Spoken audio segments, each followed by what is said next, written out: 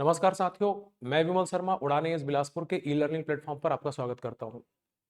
अब जैसा कि जानते हैं इस हमारे यूट्यूब चैनल के माध्यम से हम समय समय पर आपके लिए नए नए टॉपिक्स के एमसीक्यू लेकर आ रहे हैं। आज इसी कड़ी में आज हम प्राचीन भारतीय इतिहास के कुछ प्रश्नों को हल करेंगे। अगर आपने इस चैनल पर देखा होगा कि इसके पहले भी मैं बहुत सारे एमसीक्यू लेकर आ चुका हूँ। तो जैसे कि आप देखना चाहते हैं जो आपके सीजीपीएससी के लिए महत्वपूर्ण है, जैसे कि वैदिक काल हो गया, विजयनगर साम्राज्य हो गया, और इसी प्रकार के कुछ एमसीक्यू हम पहले सॉल्व कर चुके हैं। तो अगर आपने नहीं देखा होगा तो उनको देख लीजिएगा। तो चलिए हम पहले प्रश्न पे आते हैं। पहला प्रश्न जो है ये आपके सिंधु घाटी सभ्यता से संबंधित है। यहाँ पे पूछा गया है कि पशु मोहनजोदड़ो से जो हमको प्रसिद्ध मुहर प्राप्त हुई है, पशुपतिनाथ की मुहर जिसको बोलते हैं, इसमें कौन कौन से पशुओं का अंकन है, इस मुहर में किस किस पशुओं के अंकित किया गया है। ठीक, तो ध्यान दीजिएगा। पहला तो एक आपको याद रखना है, ऐसे प्रश्न कई बार आ चुके हैं अलग अलग एग्जामों में। एक चीज आपको ध्यान देना है कि यहाँ पे शेर नहीं है, सिंह नहीं होता, सिंह नहीं हो सकता। तो जहां जहां पे सिंह है आप उसको हटा सकते हो। सिंह नहीं बल्कि व्याघ्र है, वहां पे बाघ है, व्याघ्र है। आपको वहां पे बाघ का अंकन मिलता है, मतलब व्याघ्र का अंकन मिलता है। तो पहला अंतर तो ये जानिएगा, हमेशा आपको इसमें फंसाता है कि क्या वहां पे शेर है, नहीं, तो वहां पे बाघ है लेकिन शेर नहीं है। तो हम लोग सिंह वाले को सीधा एलिमिनेट कर सकते हैं। वैसे ही ध्यान देना है, यहाँ पे वृषभ नहीं है, बैल नहीं है, उसकी जगह पे याद रखना है आपको भैंसा है, भैंसा है। एक महत्वपूर्ण बिंदु है, हम लोग देखते हैं कि सिंधु घाटी सभ्यता से बहुत सारे मुहर ऐसे मिले जहां पे बैल का या वृषभ का अंकन मिलता है हमको, लेकिन इस पशुपतिनाथ की मुहर जो है, यहाँ पे याद रखना है आपको बाघ की सिंह नहीं है बल्कि बाघ है। वैसी बैल नहीं है बल्कि भैंस है यहाँ पे। तो उस हिसाब से अगर हम देखें तो यहाँ पे हमारा तीसरा सॉरी डी ऑप्शन हमारा सही हो जाता है कि यहाँ पे बाघ हो गया, भैंस हो गया, गेंडा हो गया और हाथी, इन चार पशुओं का अंकन है। इसके अलावा उस पशुपतिनाथ जो योगी, जिसको हम लोग योगी की मुहर बोल देते हैं, योगी की आकृति बोल देते हैं, इसके नीचे में आपको दो हिरणों का भी अंकन देखने मिलता है। ठीक, तो चार पशु ये हो गए, इसके अलावा दो हिरण उसके नीचे में स्थित हैं। अगले प्रश्न पे आते हैं। ये जो प्रश्न है ये हमारे वैदिक काल, वैदिक सभ्यता के समाज से संबंधित है। अगर आपने पढ़ा होगा तो सुने होंगे कि प्राचीन काल में हमारे वैदिक धर्म में 16 संस्कार प्रचलित थे। आज भी इसमें से बहुत सारे संस्कार अभी भी चलन में है। तो अगर ये प्रश्न आपको पूछे कि 16 संस्कारों की उत्पत्ति किससे हमको प्राप्त मिलती है, तो जब हम पढ़ते हैं वैदिक साहित्य में, वहां पे हम एक भाग पढ़ते हैं वेदांग का। हमारे 6 वेदांग साहित्य होते हैं, आप इसको भी याद रखिएगा। वेदांग, वैदिक साहित्य में हम पढ़ते हैं वेदांग की संख्या कितनी है, तो यहाँ पे 6 होती है ये। और कौन कौन से है ये होता है शिक्षा, कल्पसूत्र या कल्प बोलते हैं इसको, व्याकरण, छंद, निरुक्त और ज्योतिष। इन 6 साहित्यों को वेदांग कहा जाता है। सीधे सीधे आपसे पूछ सकता है वेदांगों की संख्या कितनी है, तो 6 है। और कौन कौन से वेदांग है, तो ये 6 नाम आपको याद रखने होते हैं। तो इसी जो कल्पसूत्र है, ये जो कल्पसूत्र हुआ है, इसके 4 भाग हैं, धर्म सूत्र, स्रोत सूत्र, गृह सूत्र और शूल सूत्र। इसमें जो गृह सूत्र है ये हमारे सामाजिक परंपराओं, बहुत सारे मान्यताओं, संस्कारों, ये सब की जानकारी देता है। इसी में ही 16 संस्कारों का, 16 संस्कार या जिसको 16 संस्कार कहा जाता है, इनका उल्लेख भी हमको मिलता है। तो ये भी ध्यान दीजिएगा। अगले प्रश्न पे आते हैं। ये एक तुलनात्मक प्रश्न है बोल सकते हो। इसमें दो सभ्यताओं, एक तो ऋग्वैदिक काल, ऋग्वैदिक काल के लोगों को आर्य कहा जाता था। ऋग्वैदिक काल के लोग जिनको आर्य कहते हैं और सिंधु घाटी के लोग, दोनों के भी जो संस्कृति में अंतर क्या है, इसमें से कौन कौन से कथन सही है। तो पहले कथन को देखिए, यहाँ पे लिखा हुआ है कि ऋग्वैदिक आर्य मुख्य रूप से कृषक थे। तो ये बात गलत है। हम लोग देखते हैं सिंधु घाटी सभ्यता जो था वो कृषक था। सिंधु घाटी के लोग खेती करते थे, इनकी मुख्य अर्थव्यवस्था कृषि आधारित थी। तभी तो आप देखे होंगे यहाँ पे बहुत सारे हमको क्या मिलते हैं, अन्नागार मिलते हैं, धान्य कुठार मिलते हैं। कृषि उत्पादन इनका बहुत ही समृद्ध था। नदियों के किनारे, नदियों के कारण इनका उपजाऊ क्षमता बोल सकते हो काफी अच्छी थी, जिसके चलते उत्पादन इनका काफी समृद्ध था। उत्पादन अच्छा होने के कारण ही तो ये नगरीय सभ्यता का विकास कर पाए। तो ये पहला कथन हमारा गलत है कि सिंधु घाटी के लोग पशुपालक थे, ये गलत है। सिंधु घाटी के लोग कृषक थे। सिंधु घाटी सभ्यता के लोग खेती करते थे, कृषक थे। जबकि ऋग्वैदिक काल में हम लोग पढ़ते हैं यहाँ सबसे महत्वपूर्ण संपत्ति हुआ करती थी, सबसे महत्वपूर्ण हुआ करता था जीवन में गाय, क्योंकि इनका जो अर्थव्यवस्था था वो पूरा पूरा केंद्रित था पशुपालन पे। तो ऋग्वैदिक आर्य मुख्य रूप से पशुपालक थे, न कि कृषक। तो पहला प्रश्न उल्टा दिया हुआ है, ये कथन आपका गलत है। दूसरे कथन पे आते हैं, आर्यों को सोना चांदी तांबा का ज्ञान था जबकि सिंधु घाटी के लोगों को केवल तांबे और लोहे का ज्ञान था। ये कथन भी गलत है। आपने पढ़ा होगा भारत में लोहे की खोज होती है 1000 ईसा पूर्व में। 1000 ईसा पूर्व मतलब ये समय है उत्तर वैदिक काल का। इसका मतलब ये है कि ना तो सिंधु घाटी के लोगों को लोहे का ज्ञान था और ना ही ऋग वैदिक काल के लोगों को। भारत में जो लोहा हमको लोहे का पहला प्रमाण हमको देखने मिलता है वो उत्तर वैदिक काल में देखने मिलता है। उत्तर वैदिक काल के जो साहित्य है, वैदिक साहित्य, वहां पे कृष्ण अयस या श्याम अयस के नाम से लोहे का उल्लेख मिलता है। तो ये कथन भी आपका गलत हो जाता है कि यहाँ पे सिंधु घाटी के लोगों को लोहे का ज्ञान था, आर्यों को भी ज्ञान नहीं था। उत्तर वैदिक काल में इसका पहली बार भारत में परिचय हुआ लोहे का। तीसरा कथन जो है, ऋग्वैदिक कालीन आर्यों ने घोड़े को पालतू बना लिया था जबकि सिंधु घाटी के लोग घोड़े को पालतू पशु नहीं बना सके थे। यह कथन आपका सही है। हम बात करते हैं ऋग्वैदिक काल की। यहाँ तो उनका प्रिय पशु भी हमको घोड़ा प्रतीत होता है, क्योंकि समय समय पर ऐसे हम लोग देखते हैं कि अश्वमेध यज्ञ जैसे यज्ञ होते थे, फिर ये योद्धा भी हुआ करते थे, युद्ध अगर लड़ते थे तो घोड़ा इनके समाज के एक अंग था और ये पालतू पशु बना लिए थे। इसके बारे में काफी वर्णन किया गया है अलग अलग साहित्यों में। लेकिन सिंधु घाटी सभ्यता अगर आपने पढ़ा होगा तो सिंधु घाटी सभ्यता में घोड़े की साक्ष्य केवल दो जगहों से हमको मिलते हैं। एक तो लोथल से घोड़े की आपको पता होगा टेराकोटा या एक संदिग्ध मूर्ति मिली है, और दूसरा गुजरात के ही सुरकोतड़ा से घोड़े की हड्डियों के अवशेष मिलते हैं। तो केवल दो जगह से साक्ष्य मिलना यह बताता है कि घोड़े की जानकारी तो थी लेकिन ये उसको पालतू नहीं बना सके। अगर सिंधु घाटी के लोगों ने घोड़े को पालतू बनाया होता तो इसके साक्ष्य और कई जगहों से हमको मिलते। तो ध्यान देना है, यह कथन हमारा सही है। ऋग्वैदिक काल के लोग घोड़े को पालतू बना लिए थे लेकिन सिंधु घाटी के लोग इसको पालतू नहीं बना सके थे। लेकिन अगर आपको प्रश्न पूछे कि सिंधु घाटी के लोग क्या घोड़े से परिचित थे, क्या उनको घोड़े की जानकारी थी, तो थी। इसलिए बोल रहे हैं क्योंकि अभी बताया आपको लोथल और सुकोत्रा से घोड़े के साक्ष्य मिले हैं लेकिन पालतू नहीं बना सके थे। तो केवल तीसरा जो कथन है यहाँ पे ये हमारा सही हो जाता है। तो चलिए अगले प्रश्न पर आते हैं हम लोग। अगला प्रश्न हमारा बौद्ध धर्म से संबंधित है। आपने पढ़ा होगा बौद्ध धर्म में 4 संगतियां या 4 परिषद हुई थी। पहली संगति राजगिरी में हुई थी, दूसरा वैशाली में, तीसरा पाटलिपुत्र में, चौथा कश्मीर में या कुंडलवन में, कश्मीरी कुंडलवन में। तो हमको यहाँ पे पूछा है कि किस परिषद में बौद्ध धर्म का 2 शाखाओं में हीनयान और महायान में विभाजन हो गया था। आप जानते होंगे बौद्ध धर्म आगे चल के 2 शाखाओं में बढ़ जाती है, हीनयान और महायान।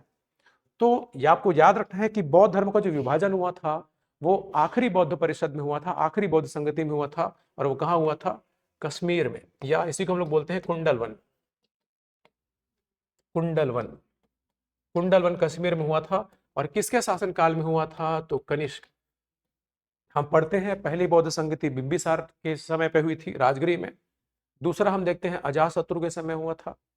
तीसरा हम देखते हैं दूसरा कालाशोक के समय हुआ था, तीसरा अशोक के समय हुआ था, और चौथा जो है ये हम लोग देखते हैं कनिष्क के शासन काल में या संरक्षण में हुआ था, कुंडलवन कश्मीर में। ठीक, तो याद रखिए इसी अंतिम में चौथी बौद्ध संगति में ही बौद्ध धर्म का विभाजन हो गया था, हीनयान और महायान में। अगले प्रश्न पे आते हैं। हेलियोडोरस नामक यूनानी राजदूत किस शासक के दरबार में रहता था? तो ये भी भारतीय इतिहास में, चाहे हम लोग धार्मिक मामलों की बात करें या भारत के वैदेशिक संबंधों की बात करें, एक महत्वपूर्ण घटना थी। हम पढ़ते हैं इतिहास में, देखो यहाँ पे जो बात कर रहे हैं भागभद्र की, ये भागभद्र एक शुंग वंश का शासक हुआ करता था। ये एक शुंग वंश का शासक हुआ करता था, और इस बोल सकते हो कि भागभद्र एक शक्तिशाली शुंग शासक था। इसके संबंध भी थे यूनानी शासकों से, जिसको हम लोग हिंद यूनानी करके पढ़ते हैं, जो विदेशी आक्रमणकारी हुआ करते थे। तो भागभद्र के दरबार में ही एक यूनानी शासक हुआ करते थे। हिंद यूनानी शासक नाम था जिसका, हिंद यूनानी शासक जिसका नाम था एंटियलकिड्स।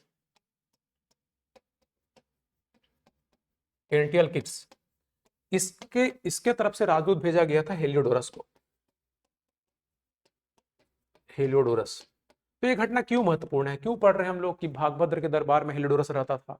इसलिए महत्वपूर्ण है कि हेलियोडोरस एक यूनानी होते हुए भी हमको ज्ञात होता है, इसके बारे में पता चलता है कि हेलियोडोरस ने वैष्णव धर्म को अपना लिया था, और वसुदेव के सम्मान में इसने विदिशा में या बेसनगर में हेलियोडोरस ने बेसनगर में एक गरुड़ स्तंभ का निर्माण कराया था। गरुड़ स्तंभ का निर्माण कराया था बेसनगर में। तो इसलिए घटना महत्वपूर्ण है। यहाँ से हमको वैष्णव धर्म के बोल सकते हो प्रारंभ का पता चलता है कि वैष्णव धर्म के उत्थान के प्रारंभ का हमको यहाँ से अनुमान मिलता है। और एक बड़ी घटना इसलिए भी है कि एक यूनानी होते हुए भी इसने वैष्णव धर्म को अपनाया था या वैष्णव धर्म को समर्थन किया था। तो ये ध्यान रखना है आपको कि भागभद्र एक शुंग शासक है जिसके दरबार में हिलियोडोरस रहता था, जो कौन था, यूनानी शासक एंटियोकस का राजदूत।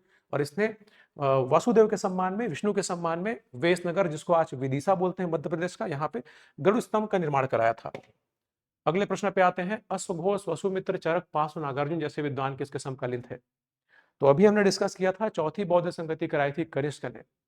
कनिष्क एक बौद्ध धर्म का बहुत बड़ा संरक्षक था, चौथी बौद्ध संगति कराई। इसके अलावा उसके दरबार में ये 5 प्रसिद्ध विद्वान रहते थे। अश्वघोष, जिन्होंने क्या लिखा है, इसकी रचना मुझे आप कमेंट करके बताइएगा। अश्वघोष की रचना आपको कई बार एग्जाम में पूछ चुका है। ठीक, तो कनिष्क के दरबार में सभी रहते थे। अश्वघोष, वसुमित्र, ये सभी, और पार्श्व हो गए, ये प्रसिद्ध बौद्ध विद्वान थे। नागार्जुन भी एक बौद्ध विद्वान है जिन्होंने माध्यमिक कारिका और प्रज्ञा पारमिता की रचना की है। चरक एक आयुर्वेद के ज्ञाता है जिनकी प्रसिद्ध रचना है चरक संहिता। तो आप मुझे कमेंट करके बताएंगे अश्वघोष और वसुमित्र की रचना को। बहुत इंपॉर्टेंट है दोनों की रचनाएं। अगले प्रश्न पे आते हैं। मौर्य काल में सीता से क्या तात्पर्य है? तो मौर्य काल में सीता कहा जाता था जो राजकीय भूमि होती थी, मतलब ऐसी जमीन जो सीधे सीधे सम्राट के अधीन होती थी, सरकार के अधीन होती थी। सम्राट के अधीन जो भूमि होती थी, राजकीय भूमि, उससे जो राजस्व मिलता था, जो आय मिलता था, उसे कहा गया है सीता। तो राजकीय भूमि से प्राप्त आय को मौर्य काल में सीता कहा गया है। और इसके लिए एक अधिकारी भी हमको देखने मिलता है, सीता अध्यक्ष। अगर आपको पूछे राजकीय भूमि का अधिकारी या राजकीय भूमि से संबंधित विभाग को कौन देखता था, तो सीता अध्यक्ष। अगले प्रश्न पे आते हैं। कौटिल्य के अर्थशास्त्र में वर्णित प्रणय से क्या तात्पर्य है? प्रणय या इसी को बोलते हैं प्रणयम, प्रणयम या प्रणय, इसका मतलब क्या था? तो पिछले पीएससी में भी आपको एक प्रश्न आया था कुछ कर से संबंधित मौर्य काल के, इसलिए प्रश्न आपके लिए बहुत महत्वपूर्ण है। तो प्रणय याद रखिएगा, प्रणय हुआ करता था एक आपातकालीन कर। कौटिल्य ने या चाणक्य ने अपने अर्थशास्त्र में उल्लेख किया है कि आपातकाल की स्थिति में राजा अपनी जनता से कर वसूल सकता है, या तो स्वेच्छा से या इसको बलपूर्वक भी आरोपित किया जा सकता है। आपातकाल की स्थिति में मतलब जब वित्त संकट हो गया, युद्ध हो गया, ऐसी स्थिति में राजा को अधिकार है कि वो अपनी प्रजा से कर वसूल सके। इस कर को नाम दिया गया है प्रणय। तो ये आपातकालीन कर है। बेगारी कर या बलात्श्रम, ये भी एक आपको प्रश्न बन सकता है कि मौर्य काल में विष्टि क्या था। एक विष्टि नाम का कर हुआ करता था, ध्यान दीजिएगा। विष्टि क्या था? तो बेगारी कर, मतलब अगर आप कर नहीं चुका पाए तो आपको उसके बदले में निःशुल्क श्रम करना पड़ता था, बेगारी करना पड़ता था। तो विष्टि याद रखिएगा, मौर्य काल का ही एक कर हुआ करता था। इसका मतलब है बेगारी कर, या आपको निःशुल्क श्रम करना पड़ता था, बलात् श्रम बोल सकते हो। तो ये दो आप याद रखिएगा। आपातकालीन कर को गया है प्रणयम, और विष्टि मतलब होता था बेगारी कर। अगले प्रश्न पे आते हैं। ये आपके गुप्त काल के साहित्य से संबंधित है। हम लोग पढ़ते हैं गुप्त काल मतलब साहित्य का भी, संस्कृत का स्वर्णकाल भी बोल देते हैं इसको, क्योंकि कालिदास जैसे महानतम विद्वान इस काल को सुशोभित करते थे। तो संस्कृत के महाकवि कालिदास, जिनको भारत का शेक्सपियर कहा जाता है, इनकी बहुत प्रसिद्ध रचनाएं हैं। अब आपको बताना है कि इसमें से कौन सी रचना नहीं है करके। तो ध्यान दीजिएगा, ऋतु संहार ये कालिदास की रचना है। मुद्राक्षस नहीं है। मुद्राक्षस की बात करें तो किसकी रचना है? ये विशाख दत्त की, विशाख दत्त की रचना है। मेघदूतम की बात करें, यह भी कालिदास की रचना है। मृच्छकटिकम किसकी है? तो ये शूद्रक की है। कुमार संभवम ये भी कालिदास की है। देवी चंद्रगुप्तम भी विशाख दत्त की रचना है, ये भी विशाख दत्त की रचना है। तो ध्यान दीजिएगा, गुप्त काल में बहुत सारे साहित्य होते हैं जो एग्जाम के लिए आपके बहुत महत्वपूर्ण है। उसमें से कुछ ये तो बहुत महत्वपूर्ण है, कालिदास की रचनाएं। इसके अलावा शूद्रक, मृच्छकटिकम, विशाख दत्त की 2 रचनाएं हैं। मुद्राक्षस जो मौर्य वंश की जानकारी का महत्वपूर्ण स्रोत है, और देवी चंद्रगुप्तम जो गुप्त वंश की जानकारी के बारे में एक महत्वपूर्ण साक्ष्य प्रदान करती है। इसके अलावा और महत्वपूर्ण स्रोतों की, साहित्यों की बात करें तो एक भास थे जिन्होंने लिखा था स्वप्न वासवदत्ता, एक विष्णु शर्मा है जिन्होंने लिखा है पंचतंत्र। तो ऐसे आपको गुप्त काल के बहुत सारे साहित्यों को यहाँ पे पढ़ना होता है। तो नहीं है पूछा है तो 2, 4, 6 ये हमारा ऑप्शन डी। इसके अलावा बाकी जो हमको दिख रहा है ये हमारे बोल सकते हो सही आंसर। अगले प्रश्न पे आते हैं। गुप्तकालीन धार्मिक स्थिति के विषय में कौन सा कथन सही नहीं है? ठीक, तो गुप्त काल को कहा जाता है भारतीय इतिहास का स्वर्ण काल। इसके कई कारण हैं। एक तो इसकी समृद्धि, एक तो भारत का सांस्कृतिक विकास हो रहा है। इसके अलावा गणित और विज्ञान जैसे क्षेत्रों में भारत में एक बोल सकते हो एक विकास देखने मिलता है इस समय। शून्य की खोज इसी समय हुई थी, भारत में पारे का आविष्कार इसी समय हुआ था। ग्रह नक्षत्रों, खगोल शास्त्र, गणित विज्ञान के बारे में बहुत सारे आविष्कार या विकास इस समय हुए थे। तो भारत के इतिहास का स्वर्ण काल बोलने का कारण कई है। एक इसका कारण यह भी है कि गुप्त काल की एक महत्वपूर्ण विशेषता थी धार्मिक सहिष्णुता। इस समय ऐसा नहीं हुआ कि किसी एक धर्म को संरक्षण दिया गया। भले ही जो गुप्त शासक थे वो वैष्णव धर्म को मानते थे। एक कथन आपको दिख रहा होगा कि अधिकांश गुप्त शासक वैष्णव थे, तो ये सही है, ये सही है हमारा। क्यों ऐसा बोल रहे हैं? क्योंकि अगर आपने पढ़ा होगा तो वहां पे आप देखते हैं कि समुद्रगुप्त ने, चंद्रगुप्त द्वितीय ने परम भागवत की उपाधि ली थी, और परम भागवत की उपाधि लेना ये हमको बताता है कि ये वैष्णव धर्म को अपनाते थे, वैष्णव धर्म को मानते थे। ठीक। दूसरा, भूमरा का शिव मंदिर एक गुप्तकालीन मंदिर है, बिल्कुल सही। जब गुप्त काल हम लोग पढ़ते हैं क्लास में, वहां पे मैं गुप्तकालीन स्थापत्य की एक सूची बनाता हूं। अधिकांश हम लोग देखते हैं, जिसमें से प्रसिद्ध है देवगढ़ का दशावतार मंदिर, तिगुआ का विष्णु मंदिर, एरण का विष्णु मंदिर, हमारे सिरपुर का लक्ष्मण मंदिर। ये सब गुप्त काल के प्रसिद्ध स्थापत्य हैं, और अधिकांश हमको जो मिलते हैं विष्णु मंदिर है, क्योंकि वैष्णव थे। तो भले ही गुप्त शासक वैष्णव थे, विष्णु को मानते थे, ये उनका व्यक्तिगत धर्म था, लेकिन कभी भी इन्होंने किसी एक धर्म को राजकीय संरक्षण नहीं दिया।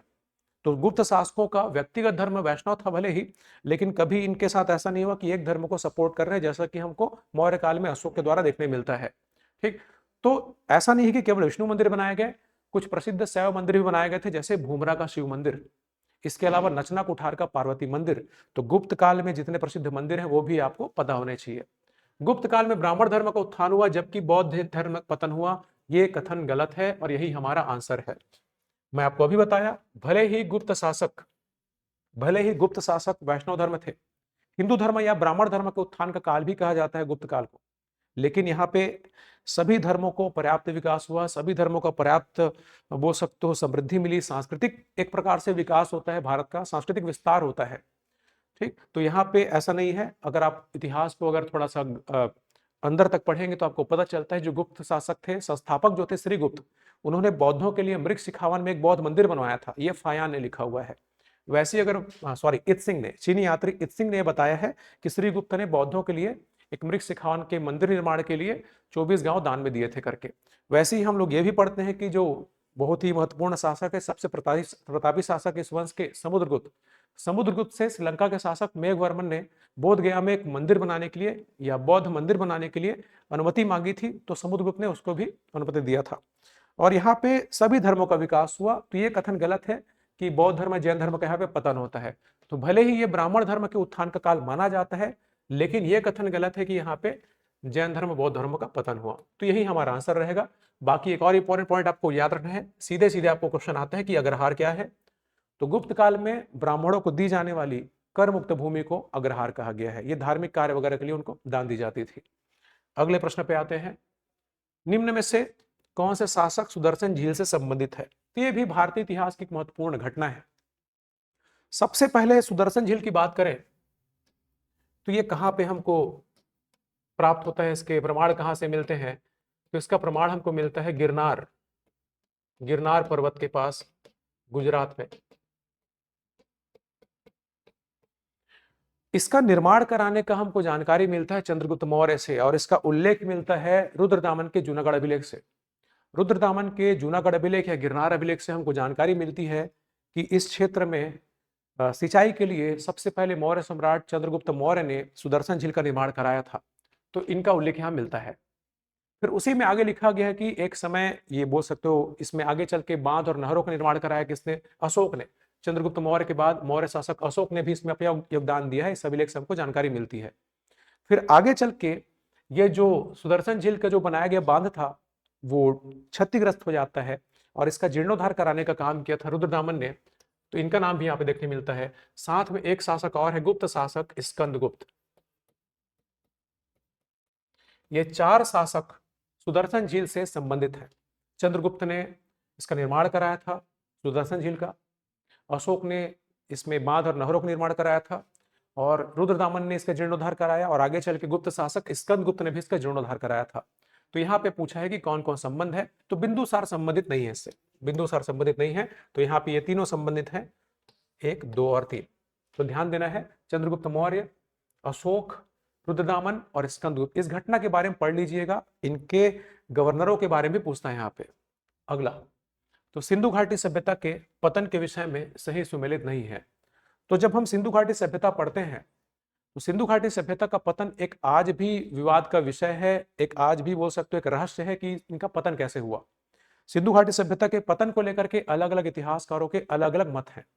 किसी ने बोला कि इनका पतन बाढ़ से हुआ है, जैसे कि यहाँ पे लिखा है जल प्रलय मतलब बाढ़। तो किस इतिहासकार ने कहा है कि सिंधु घाटी सभ्यता का पतन बाढ़ के कारण हुआ है? तो जॉन मार्शल।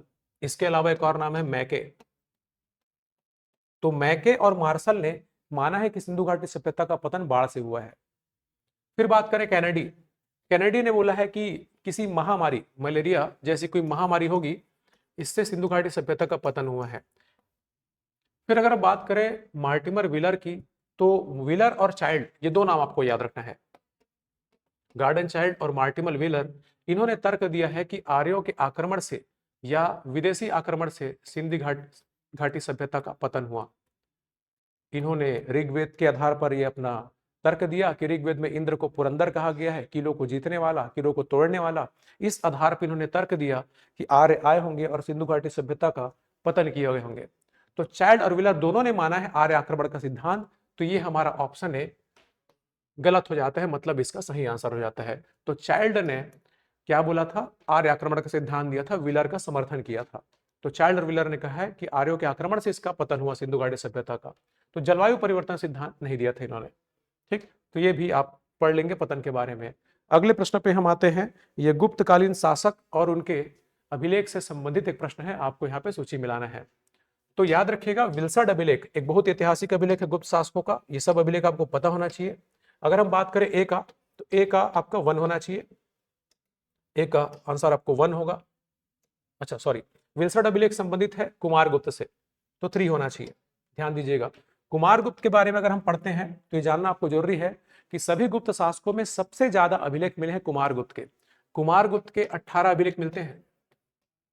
अगर आपको पूछे किस गुप्त शासक के सर्वाधिक अभिलेख मिलते हैं, तो वह कुमार गुप्त 18 अभिलेख मिलते हैं। उसी में से एक महत्वपूर्ण है विल्सड अभिलेख। ठीक, विल्सड मतलब उत्तर प्रदेश का क्षेत्र है, वहां से मिलते हैं। तो ए का 3 हो गया। जूनागढ़ मतलब वही गुजरात, अभी आपको बताया था। जो सुदर्शन झील से संबंधित कौन सा शासक है? स्कंदगुप्त, वही जूनागढ़ वाला। ठीक, तो इसको ये स्कंदगुप्त लिखा हुआ है, ध्यान दीजिएगा। बी का 1, तो यहाँ पे 1 आ गया। एरन अभिलेख बार बार हम लोग पढ़ते हैं, ये प्रश्न आपको कई बार आ चुका है। भानुगुप्त का एरन अभिलेख, भानुगुप्त का एरन अभिलेख हम लोग पढ़ते हैं। ये क्या जानकारी देता है हमको? भानुगुप्त का एरन अभिलेख, और ये कब का है? ये 510 ईस्वी का है। क्या जानकारी देता है हमको? ये भारत में सती प्रथा का प्रमाण देने वाला प्रथम अभिलेख है। सती प्रथा का पहला अभिलेखी साक्ष्य है भानुगुप्त का एरन अभिलेख 510 ईस्वी, बहुत इंपॉर्टेंट है। तो ये तो हम जानते ही हैं, सी का 2 हो गया। ठीक, प्रयाग प्रशस्ति हम लोग पढ़ते हैं ना, प्रयाग प्रशस्ति किसकी विजय अभियानों का वर्णन है उसमें? समुद्रगुप्त का, तो डी का 4 आएगा। तो 3, 1, 2, 4 ऑप्शन बी हमारा आंसर है। तो जितने भी गुप्त शासक हैं उनके अभिलेखों को आपको थोड़ा ध्यान देना है, और ये उसमें से महत्वपूर्ण है। ये सभी महत्वपूर्ण अभिलेख हैं। समुद्रगुप्त मतलब इलाहाबाद या प्रयाग प्रशस्ति सब लेख बोलते हैं। भानुगुप्त का एरन अभिलेख सती प्रथा। स्कंदगुप्त से संबंधित है जूनागढ़ अभिलेख, सुदर्शन झील का जीर्णोद्धार के बारे में जानकारी मिलती है। और कुमार गुप्त जिसके 18 अभिलेख मिले हैं, उसमें से एक प्रसिद्ध अभिलेख है विल्सड अभिलेख। तो अगले प्रश्न पे हम आते हैं। श्वेतांबर परंपरा के अनुसार निम्न तीर्थंकरों में महिला तीर्थंकर कौन थे? तो जैसे बौद्ध धर्म हीनयान और महायान में बटा था, वैसे ही जैन धर्म भी 2 संप्रदायों में बटा है। एक है श्वेतांबर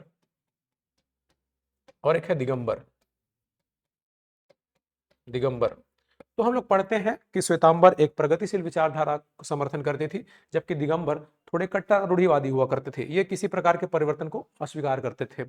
तो हम बात करते हैं, अगर आपने दोनों के अंतर को पढ़ा होगा तो वहां पे एक बिंदु हम पढ़ते हैं कि श्वेतांबर विश्वास करते थे कि महिलाओं को भी निर्वाण या मोक्ष संभव है, जबकि दिगंबर जो है महिलाओं को कैवल्य का निर्वाण का अधिकारी नहीं मानते थे। तो वैसे ही श्वेतांबर परंपरा ये मानती है कि जो 19वें तीर्थंकर हैं, 19वें तीर्थंकर है मल्लीनाथ, ये एक महिला है। श्वेतांबर मानते हैं कि मल्लीनाथ वो एक महिला है, जबकि दिगंबर मानते हैं कि मल्लीनाथ जो 19वें तीर्थंकर हैं एक पुरुष है। तो ध्यान दीजिएगा, श्वेतांबर के अनुसार मल्लीनाथ एक महिला तीर्थंकर है। अगले प्रश्न पे आते हैं, मोहनजोदड़ो से प्राप्त प्रसिद्ध पुरोहित राजा की मूर्ति किस सामग्री से बनी है? तो सिंधु घाटी सभ्यता की मूर्ति कला की बात करें तो वहां पे 3 प्रकार के मूर्ति हमको देखने मिलते हैं। एक है आपके मिट्टी की मूर्तियां, फिर प्रस्तर मूर्तियां मतलब पत्थरों की मूर्तियां, और धातु की मूर्तियां। पत्थरों की मूर्तियों में सबसे प्रसिद्ध मूर्ति है जो मोहनजोदड़ो से हमको मिला है, वो है पुरोहित राजा एपरास्ट किंग। ठीक, ये जो मूर्ति बनी है ये स्टेयर टाइट या इसको सेल खड़ी बोलते हैं, इसकी बनी हुई है। इसको पुरोहित राजा नाम दिया गया है क्योंकि हमको स्पष्ट नहीं है कि ये पुरोहित था या राजा था। तो ये भी ध्यान दीजिएगा, एक प्रसिद्ध मूर्ति है जो मोहनजोदड़ो से मिली है, पुरोहित राजा की मूर्ति। अगले प्रश्न पे आते हैं, सिंधु घाटी सभ्यता के शहरों के उत्तर से दक्षिण की ओर सही भौगोलिक अनुक्रम क्या है? तो आजकल ऐसे प्रश्न हमको व्यापम में ज्यादा देखने मिल रहे हैं। तो हम जानते हैं कि सिंधु घाटी सभ्यता का जो विस्तार था वो हमारे उत्तर पश्चिम क्षेत्र में हमको देखने मिलता है। अगर बात करें हम लोग, ये हमारा जो क्षेत्र है सिंधु घाटी सभ्यता का, वो यहाँ पे हमको देखने मिलता है ज्यादातर उत्तर पश्चिम क्षेत्र में। हड़प्पा की बात करें, हड़प्पा हमको मिलता है पंजाब प्रांत में, पाकिस्तान जो हमारे भारत का पंजाब है उसी से लगा हुआ आपको मिलेगा हड़प्पा। मोहनजोदड़ो कहाँ है? सिंध प्रांत में है। मोहनजोदड़ो सिंध प्रांत में है, थोड़ा नीचे है। फिर बात करें कालीबंगा तो राजस्थान में थोड़ा यहाँ पे आता है कालीबंगा, और लोथल हमारा गुजरात में है। तो अगर हम इसको उत्तर से दक्षिण की ओर व्यवस्थित करना चाहें तो सबसे पहले आएगा हड़प्पा, ये नंबर 1 पे, फिर कालीबंगा, फिर मोहनजोदड़ो और अंत में लोथल। तो पहले आएगा हड़प्पा, 1 आएगा, उसके बाद 3 आएगा, फिर 2 आएगा, फिर 4 आएगा। तो ये हमारा आंसर सही है। तो ऐसे प्रश्न आजकल व्यापम में पूछ रहे हैं। तो इतिहास के साथ साथ थोड़ा आपको कम से कम जो महत्वपूर्ण स्थल है उनकी थोड़े मानचित्र में आपको लोकेशन पता होना चाहिए। अगले प्रश्न पे आते हैं, कौन सा कथन सही नहीं है? त्रिपिटक बौद्ध धर्म के प्राचीनतम ग्रंथ है। बौद्ध साहित्य में हम लोग पढ़ते हैं कि 3 पिटक, जैसे हमारे 4 वेद सबसे महत्वपूर्ण ग्रंथ होते हैं, वैसे ही बौद्ध धर्म में त्रिपिटक सबसे महत्वपूर्ण साहित्य है या बौद्ध धर्म का मूल ग्रंथ है, बौद्ध धर्म के मौलिक साहित्य है बोल सकते हो। 3 पिटक कौन कौन से हैं? तो एक हम लोग पढ़ते हैं विनय पिटक, एक है सुत्त पिटक, और एक है अभिधम्म पिटक। ये 3 पिटक हम लोग पढ़ते हैं। विनय पिटक में अब दूसरा कथन क्या लिखा हुआ है? त्रिपिटक मूल रूप से पाली भाषा में लिखे गए हैं। ये बहुत महत्वपूर्ण बिंदु है, याद रखिएगा। प्राचीनतम बौद्ध साहित्य हमको पाली भाषा में प्राप्त होते हैं। तो ये 3 पिटक भी पाली भाषा में लिखे गए हैं। ये दोनों कथन आपका सही है। तीसरा कथन लिखा है कि विनय पिटक में बुद्ध की शिक्षाओं में अंतर्निहित दार्शनिक अवधारणाओं का संकलन है। याद रखिएगा कि गौतम बुद्ध की विचारों की दार्शनिक व्याख्या या गौतम बुद्ध का या बौद्ध धर्म का दर्शन जो हमको मिलता है वो मिलता है अभिधम्म पिटक में, न कि विनय पिटक में। विनय पिटक में क्या है? विनय पिटक में जो बौद्ध भिक्षु हैं उनके व्यवहारों का, अनुशासन का, नियम का वर्णन मिलता है। अभिधम्म पिटक संबंधित है बौद्ध धर्म का दर्शन से, दार्शनिक शिक्षा से। तो ये आपका आंसर होगा, ये गलत दिया है। और सुत्त पिटक के 5 निकाय है, ये भी कथन सही है। सुत्त पिटक के 5 निकाय हैं, दीर्घ निकाय, मध्यम निकाय, आपका अंगुत्तर निकाय, संयुक्त निकाय और खुद्दक निकाय। ठीक, इसके बारे में हम लोग काफी डिटेल में पढ़ते हैं क्लास में त्रिपिटक के बारे में। तो ध्यान देना है, विषय को पूछा है आपको।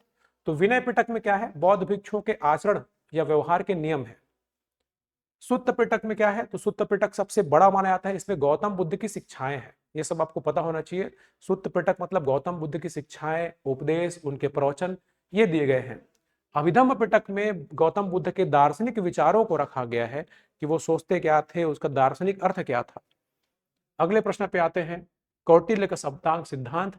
तो यहाँ पे एक तरफ आपको राज्य के अंग दिए गए हैं, दूसरी तरफ शरीर के अंग दिए गए हैं। तो एक वीडियो मेरा इसी चैनल पे उपलब्ध है कि चाणक्य का सप्तांग सिद्धांत में चाणक्य ने राज्य के किन किन अंगों की तुलना शरीर के किस अंग से की है।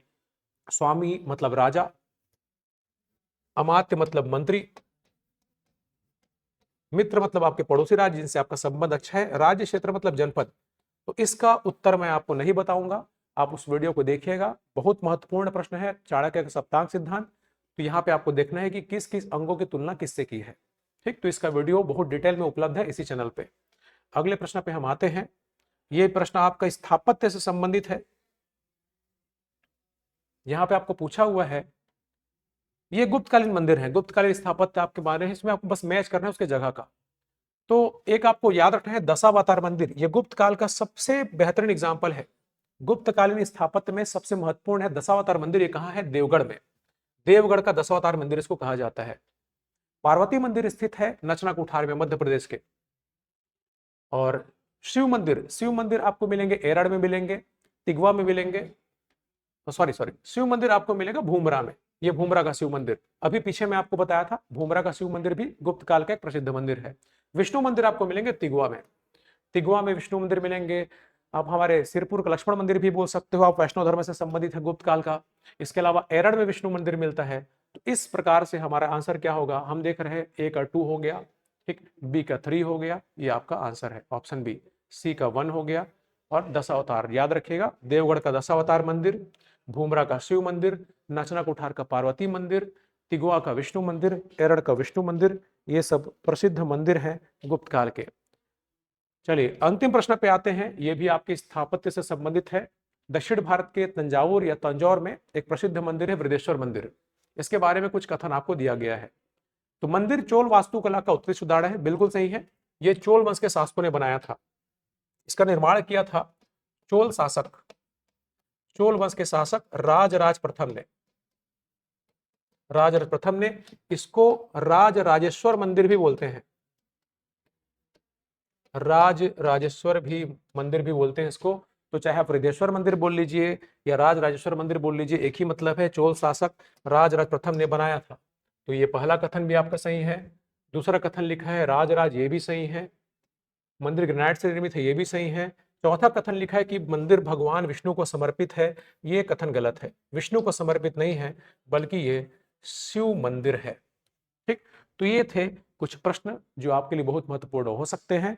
आप जैसे कि मैं आपको पहले ही बता चुका हूं, हमारे और भी वीडियो इस पे उपलब्ध हैं, आप देख लीजिएगा। विजयनगर साम्राज्य को मैंने डिस्कस किया था, जो पीएससी में हमेशा एक प्रश्न लेकर आपके लिए आता है।